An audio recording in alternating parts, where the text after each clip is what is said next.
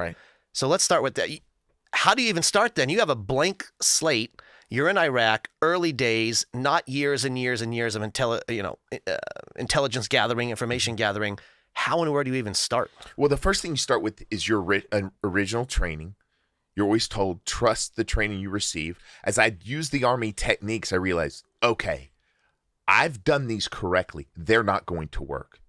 And then So how soon did you realize that? That's a key point, though. The way I was trained is not going to work. Was that kind of in your first discussion with somebody, or when did that hit you? It crossed my mind. Wow. After my first 2 prisoners.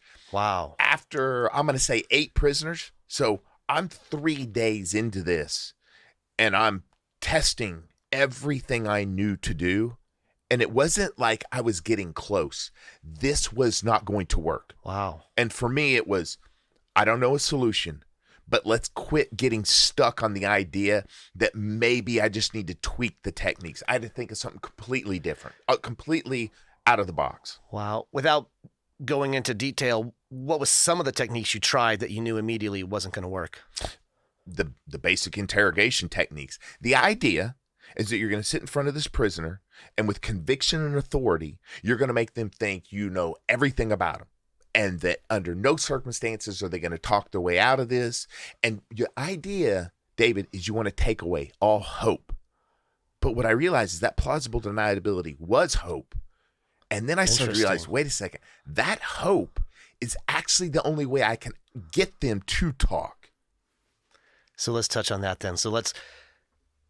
So did you had to create a new strategy in your head? I mean, what was going through your mind? Like, this isn't working. What do I do? How did you lead? And we're going to get into the nuts and bolts of this empathy-based approach, which I really want to get into. But what was the first kind of steps when you started to realize this is not going to work? And what did you do?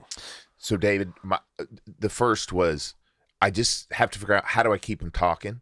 Right. And so I don't want to pretend that I came up with this grand idea. I did not know what to do, but I said, I've got to figure out who they are. And so I would ask, and it's just like you see on TV, right? The stupid questions about their family and life, like trying to build rapport, just like you would see on the movies. And the prisoners would answer my questions, but I still wasn't gaining any trust. I wasn't getting cooperation. But what I started to realize is that when I was talking to these prisoners, there were times they wanted to be more transparent. And then I started to realize, it is me. It's my behavior. It is my mindset. And that's when I started to realize, oh my goodness, when I'm talking to a prisoner, if I can listen to them minus my biases, minus my goals, my objectives, my agenda of trying to get them to confess and gather actual intelligence and just seek to understand them, that's when I started to get transparency. And that's where I got my first foothold into this technique. So you said people want to open up. Was that because how you approached it, you're a warm person, that's just how human nature is? What does that mean? Well, at the time I didn't realize it, but it comes down to the fact that in all relationships, we use verbal communication to determine the level that we can trust an individual, regardless of the topic of conversation. That interaction between two individuals, more than it is the transfer of information to either make better decisions or to influence, it's our barometer to determine how much can we trust this person. Interesting. So would you say some of the prisoners felt they could trust you? So it took a while, and you can't call this a level of trust of what you're perceiving, but the level of trust that it would build was this individual is at least seeking to understand my side of the story. That does not mean that I like them. That doesn't mean we're going to be friends or I'm going to try to break them out of prison. But to seek to understand somebody's perspective absent of your bias is the level of trust people are trying to really want to acquire in a relationship. So that's probably point one then. Do you feel the detainees or the prisoners felt that you were truly trying to understand them as people, which maybe led to more trust?